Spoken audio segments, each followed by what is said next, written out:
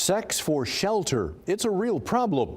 But this month, the U.S. Attorney for the Eastern District of Michigan is cracking down on landlords and anyone who uses shelter as a way to sexually abuse people.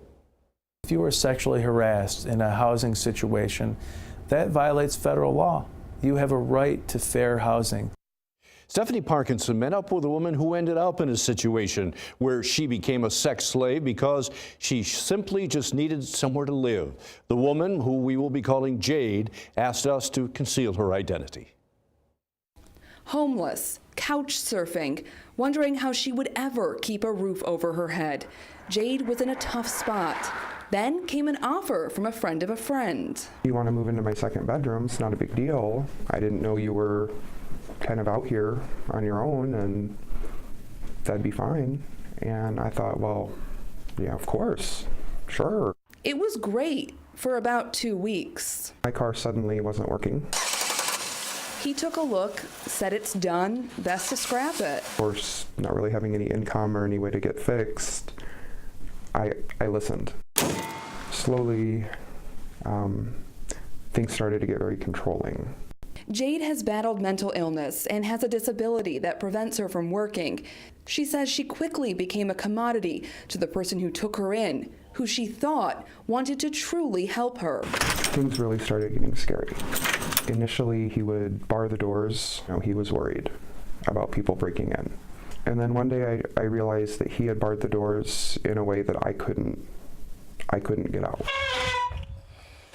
He put it off as for my protection. That was the first night that he raised his hands to me, and it was the first night that he raped me. Then came the threats toward those closest to her, including a good friend and her children. He would repeatedly tell me what he would do to her and her children in front of her if I were to leave. That becomes a reason to stay alive and stay in the situation where, at least if I'm there and alive, I know he's hurting me and not them. Jade became a form of income to the man, who also had a drug problem. Started recording the rape scenes and forcing me to play along. He posted it online, and he made profits off of the videos of me performing sex acts on him. So now Jade was trapped. He had a lot to hang over her head, but she says he also wanted to make sure no one came to check on her. That's when he told her to get out her phone, and he started to text those he knew cared about her. Saying that going through some stuff, need to take a break. I'm just gonna keep to myself for a little while, try and get my life straight. Don't worry if you don't hear from me for a little bit. His drug addiction often worked against Jade, but one day, she says it worked in her favor. A 3-day crack binge ended with him passed out, forgetting to bar the doors. Just ran, literally down the road.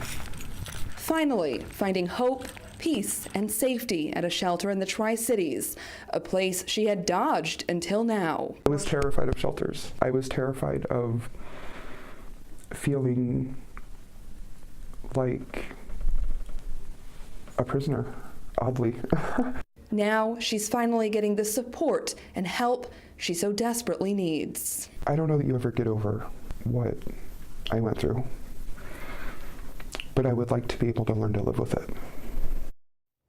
Powerful story. So what is the U.S. Attorney asking of the public right now? Well, Billy says he knows this is happening, and that's why he started this crackdown, but he does also need more people to be coming forward. Jade's case, probably one of the more extreme situations right now? Definitely, exactly. So even if things don't escalate to the point that it did with her, if it's still sexual harassment, it's still illegal. And also he wants to, stress that even if people agree to these demands, that's still illegal.